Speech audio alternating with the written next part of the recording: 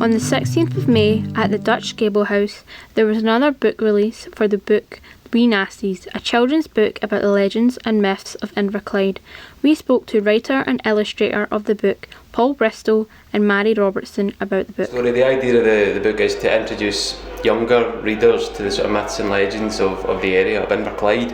It's a Heritage Lottery funded project. It's part of a larger project called Tales of the Oak, which is about exploring the myths and legends of the area and making them more well known to people, because we look at heritage usually very specifically around old buildings and people and that kind of thing. This project much more about stories and storytelling. So as part of the project, as well as this children's book, there's also a storytelling club and there's a comic of horror stories coming out later in the year as well.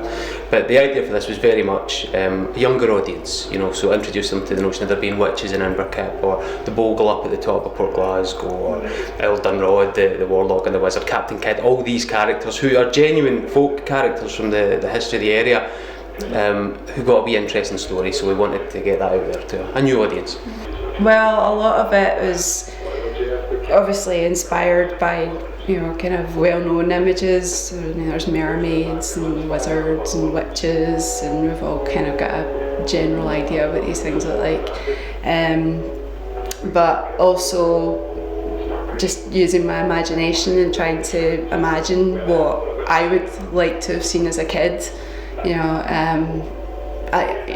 for the example, witches, it's all old hags and horrible kind of old warty women, and I quite fancied seeing, you know, a young woman in there, someone nearer my own age that I could maybe kind of identify with as a child. That, you know, being a witch would be pretty cool.